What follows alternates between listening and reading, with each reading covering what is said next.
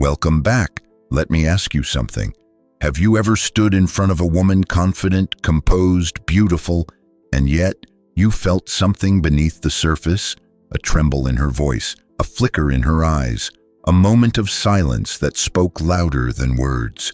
Most men never see it, but you're not most men. This isn't a game of charm or tactics. This is about understanding the soul behind the smile and the storms she hides with strength.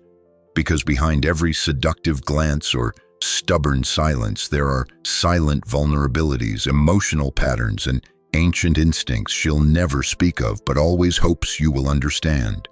Today, we expose them, not to control her, but to connect with her more deeply than anyone else ever has.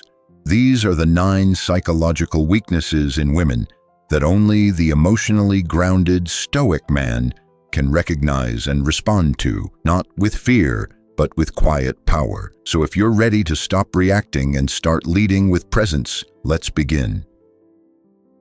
Number 1. When she acts strong but wants to be possessed.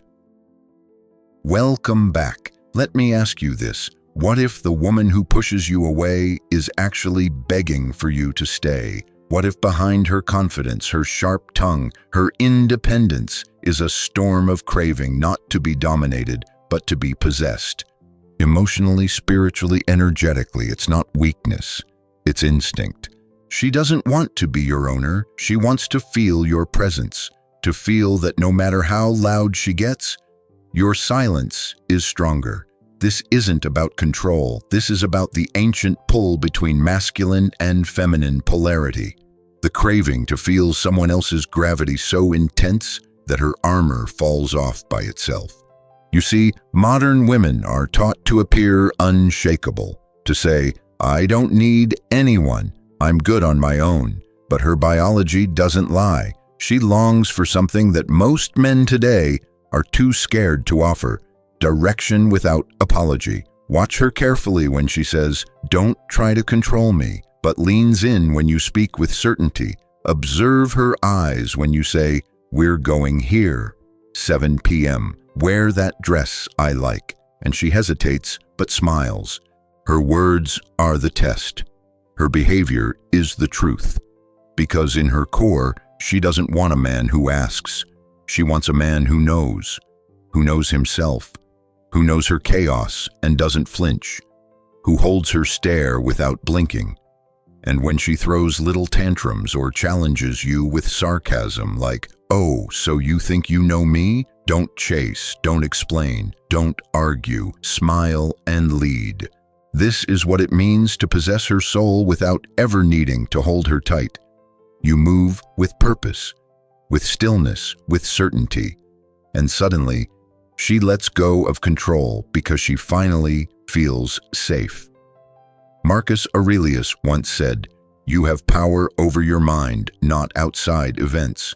Realize this and you will find strength. And in that strength, you'll awaken a part of her she doesn't show anyone else. Because while she pretends to lead what she craves, most is to be led." Now speak out and comment below. I lead from stillness. She follows without force. Number 2, when her words lie, but her eyes confess the truth, emotional nudity. She says, "I'm not looking for anything serious," but watches your stories at 2 a.m. She tells you, "I don't catch feelings easily," yet her voice tightens when you mention another woman's name. She laughs and says, "We're just having fun," but then grows silent when you stop replying. Welcome to the emotional nudity of women, when the body reveals everything but the mouth wears armor. In a world where vulnerability is a risk, her defense mechanism becomes detachment. Words are her shield, but her eyes, her timing, her breathing, her micro behaviors, they all scream what her lips won't say. Psychologically, this is no mystery. Women are relational creatures by design. They feel, they observe, they analyze. But they don't always confess, not with words, because to confess is to surrender power. And surrendering to the wrong man has hurt her before. So now she tests. She says, "I'm fine," when she's broken. She disappears to see if you'll chase. She flirts with others just to measure your reaction. But the truth? She doesn't want you to confront her. She wants you to see her, not to interrogate, but to perceive. When she hides behind, "I'm not the type to get attached," but double texts you when you pull back, she's revealing her soul, just not directly. And the men who miss this subtle language, they chase the words, but the men who move with calm presence, they hear her heartbeats between the silences. Seneca once wrote, "Appearances are often deceptive. Stoic wisdom teaches us, do not react, do not overanalyze, simply observe. Accept that her fear of being vulnerable creates tension and your stillness dissolves it.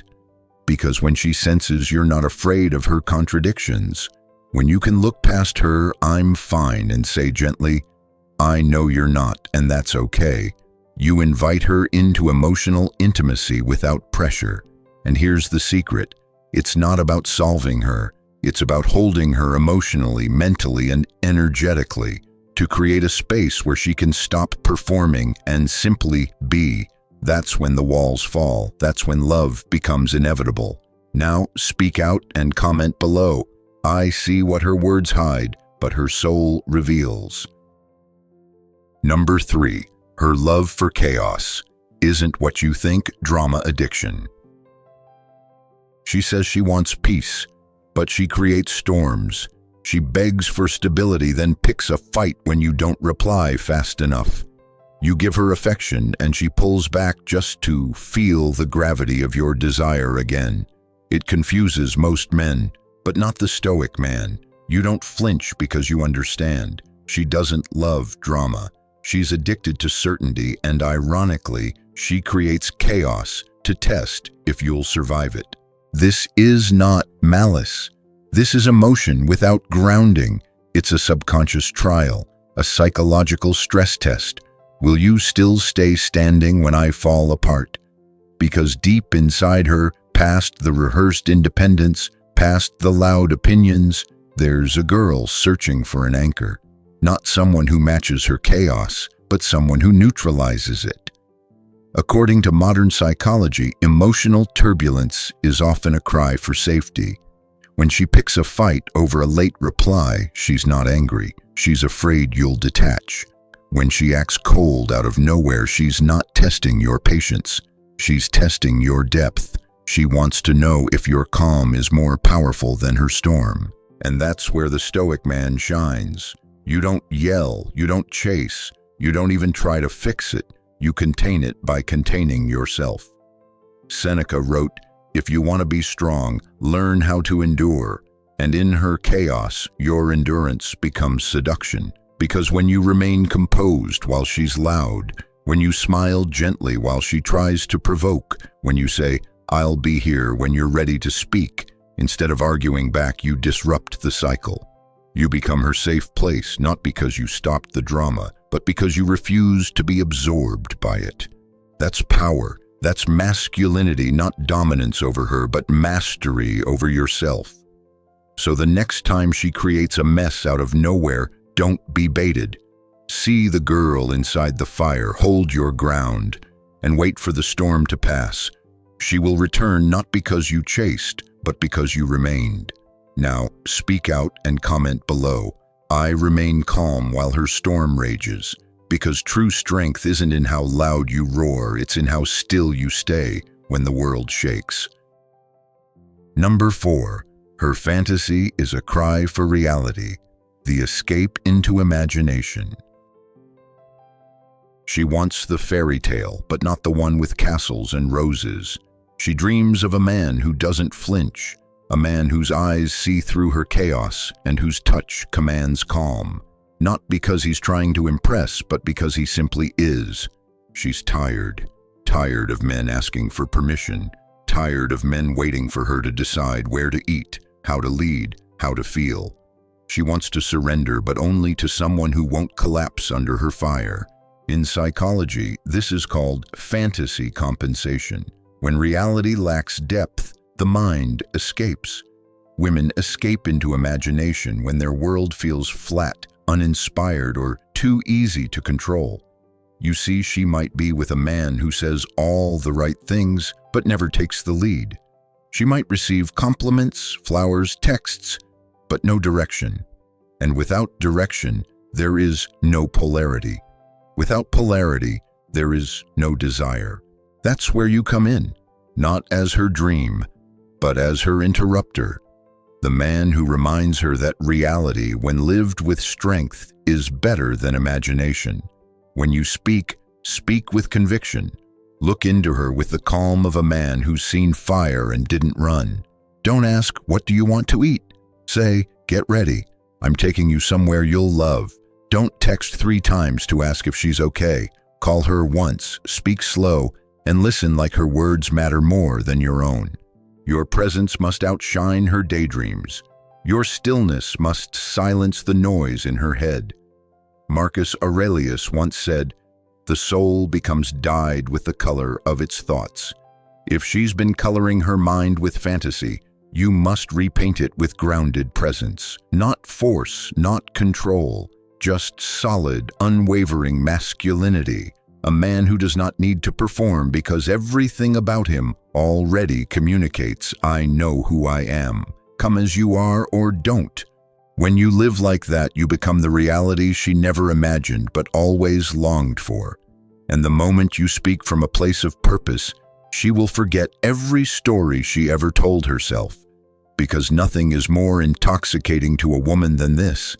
A man who doesn't chase her fantasy but becomes the one she never dared to expect. Now comment below, "I don't chase fantasy, I embody presence." Because attraction isn't created in the mind, it's anchored in the man who doesn't need to pretend. Number 5. The "I'm fine" lie, what she's really saying when she says nothing. She crosses her arms, her eyes drift away, her voice softens not out of peace, but restraint. And when you ask, "What's wrong?" she replies with the quiet dagger, "Every man fears, I'm fine, but you feel it. The energy in the room shifts, the warmth disappears, the silence becomes louder than truth. This is not indifference, it's camouflaged chaos. In female psychology, this is known as emotional masking. The words are spoken for social safety, not emotional honesty. She doesn't say, "I'm hurting," because she doesn't know if you'll truly listen. She doesn't say, "I'm scared," because vulnerability, once betrayed, builds walls. So instead, she says, "I'm fine," and watches what you'll do next. You see, most men either panic, argue, or withdraw. They beg for clarity. They try to fix, explain, or escape. But a man who understands Stoic love, he does something different. He observes. He listens beyond the words. He leans in, not to interrogate, but to witness. He doesn't say, "Tell me now." He says, "I see you." He doesn't demand. He simply waits, anchored like a mountain. Because here's the secret. Women don't need you to solve them. They need you to stay with them while they sort through the storm. Seneca once wrote, "We are often more frightened than hurt, and we suffer more from imagination than from reality." Her "I'm fine" is not always about you. It's about 1,000 thoughts she hasn't yet sorted. It's fear wearing lipstick. It's shame in a beautiful dress. It's the invisible ache of being misunderstood again. So when you hear that line, don't pull away. Don't probe with pressure. Just offer space and let her know, you don't have to be fine with me. It's in that calm, in that gentle, unwavering presence that she will slowly begin to trust again. And when she does, when the tears fall, or the voice cracks, or the armor shatters, don't flinch. That's when she knows you're real. That's when her soul whispers, "Stay." Because the strongest men aren't the ones who talk over the silence. They're the ones who become its home. Now, speak out and comment below. I hear beyond words, I stay through silence. Because sometimes the most powerful thing you can say is nothing at all. Number 6. The need for validation, why she seeks your attention, even when she pushes you away.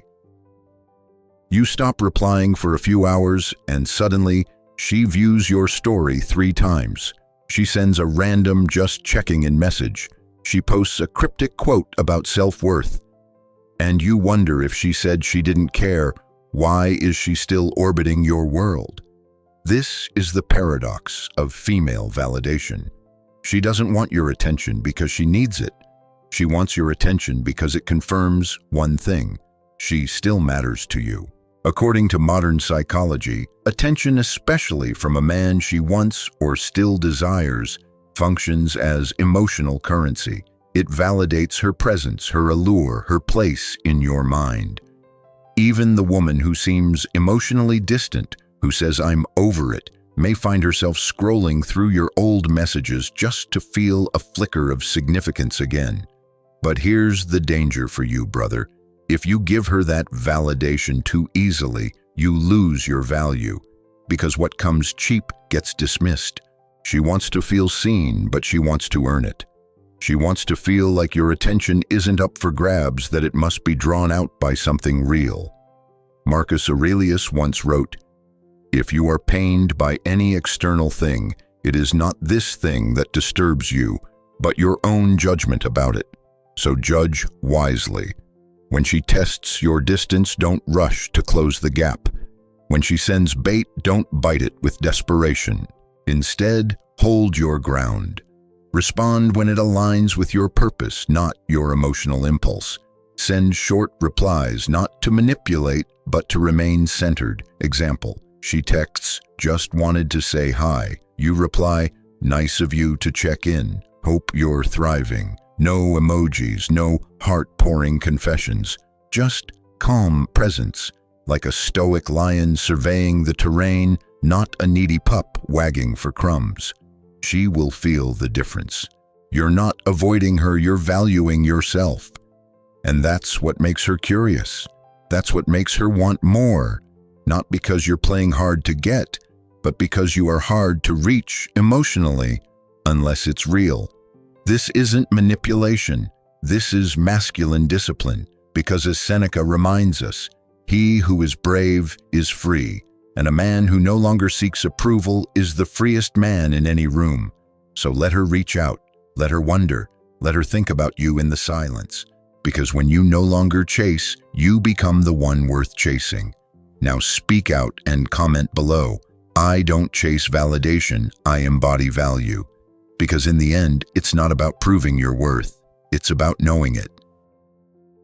Number 7, her identity crisis. Why she's torn between wanting to lead and longing to be led. She says she's strong, and she is. She handles her business, her schedule, her image flawlessly. But late at night, when the noise dies down and the mask slips just enough, you'll feel it, a subtle chaos, a quiet conflict within her. She wants to be held, but not controlled. She wants to follow, but only if you lead with purpose. She wants to rest, but only in the presence of a man stronger than her storms. This is the identity crisis modern women silently carry, torn between independence and intimacy, between commanding and surrendering, between building walls and craving sanctuary inside someone else's certainty. Society tells her, be fierce, be untouchable, don't need anyone. But her soul whispers, let go, be seen, be safe in someone's masculine steadiness. The result? Mixed signals. One moment she tests your dominance, the next she collapses into your arms. One day she says, I don't need anyone. The next she asks, why didn't you call? It's not manipulation, it's confusion. It's the internal tug of war between who she's expected to be and who she longs to be when no one is watching. So what do? You don't react. You don't compete with her chaos. You don't try to fix the contradiction. You stand firm. You become her emotional compass. When she's uncertain, you remain calm. When she pulls away, you don't chase, you invite. When she says, I don't know what I want, you say, that's okay, I do. Because the truth is, she doesn't want a man who obeys her confusion. She wants a man who can walk beside it, without losing himself. Marcus Aurelius said, "Waste no more time arguing what a good man should be. Be one. Be the man who doesn't need her to be soft to remain strong. Be the man who lets her explore without trying to control. Be the man who welcomes both her strength and her surrender and makes her feel safe in both. So when she wrestles with her identity, don't try to resolve her. Just receive her. Let your steadiness be the answer her soul has been searching for." Now, comment below. I stay grounded, no matter her storm. Because when you're rooted in your truth, you become the sanctuary she didn't know she needed. Number 8. Her strength is her armor, but you must see the woman behind it. She walks into the room like fire, not the wild kind that destroys, but the kind that tests your mettle. She speaks with precision. She doesn't flinch in confrontation. She laughs at weakness, especially her own. And men. Most either shrink in her presence or try to tame her with force, but neither approach works. Because what they don't see, what you must see, is that her strength is not her essence. It's her armor. Armor forged in heartbreak, sharpened by disappointment, polished by every man who promised he could handle her, then collapsed under the weight of her truth. So now she leads before she follows. She questions before she trusts. She challenges before she surrenders, not because she wants control, but because she fears weakness in men more than she fears being alone. And that is her weakness, the one no one talks about, the one that says, "Will you see through my fire or will you run from it?" Because behind every strong woman is a hidden desire to feel safe enough to be soft again. So what do? You don't compete with her dominance. You hold space for her softness. You don't try to dim her flame. You become the kind of man who can sit calmly in the heat of it. When she lashes out, you don't escalate. You steady her. When she tests you, you don't get offended. You smile like a mountain smiles at the wind. Because if you can meet her fire with calm, her soul will kneel to yours. Epictetus said, "It's not what happens to you, but how you react to it that matters." So don't react to her tests. Respond with presence. Don't collapse under her strength. Let it bounce off your silence, because the more powerful she seems, the more she longs to finally rest in the presence of someone who is not afraid of her edge. Someone who doesn't flinch. Someone who doesn't fight her flame but becomes the hearth that holds it. She will only surrender to the man who doesn't try to conquer her but sees her, not just the woman who walks tall in the world, but the one who cries silently at night, praying for someone who won't break when she finally lets go. Now comment below. I see her fire and I don't flinch. Because when your calm can hold her chaos, you become the place her soul calls home. Number 9. The thought loops that trap her, and how a Stoic man sets her free. She overthinks. You say one word, she hears 10 meanings. You delay a reply, she imagines 10 stories. You go silent and her mind becomes a storm with no anchor. This is not drama. This is not manipulation. This is the quiet prison of her overactive mind. And while others laugh it off or judge her as too much, a Stoic man sees through it. Because what she really needs is not answers, but presence. You must understand, her thoughts don't run in straight lines. They spiral, they echo. One worry leads to another until the smallest uncertainty becomes a wave of emotional noise. And in those moments, logic doesn't help. Words don't land. Explanations fall flat because her thoughts aren't asking for clarity. They're crying for connection. She doesn't need you to fix her logic. She needs you to ground her reality. Imagine her mind like a stormy sea. The more you argue with the storm, the higher the waves get. But if you drop your anchor, if you become the silent weight in her ocean, the water starts to settle. That's what you are. Not a lifeguard trying to save her, not a philosopher trying to teach her, but a grounded soul who refuses to be pulled into chaos because you already live in calm. Seneca wrote, "He who is brave is free," and nothing is braver than staying still when someone else is spinning.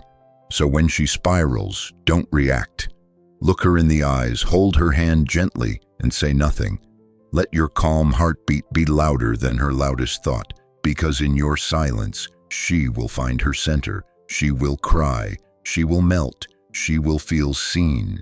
And that is the deepest form of intimacy, not giving her what her mind wants, but giving her what her soul needs, peace without condition. Now speak out and comment below. I anchor her storm with my silence, because when you master the art of stillness, you become the one man her thoughts can no longer run from. They run to you and rest. Now you know the truth. Her drama isn't always drama. Her silence isn't disinterest. Her strength isn't armor. It's a call for surrender to someone strong enough not to fear her fire. These 9 patterns, they aren't flaws. They're doorways. Doorways to her soul. But only if you can remain calm, clear, and unshakable. Because the Stoic man doesn't chase, doesn't fix, and doesn't flinch. He simply sees. And through that stillness, he becomes unforgettable. So now I ask you, will you be the man who's easily manipulated by the surface, or the one who speaks directly to her subconscious? If you choose the second, comment below. I lead with calm. Her soul follows. And if this video shifted your perspective, subscribe, because this is where psychology meets presence, where Jung meets Marcus Aurelius, and where you meet your highest self. Until next time, stay grounded, stay powerful, and remember, the most attractive man is the one who needs nothing yet gives everything that matters.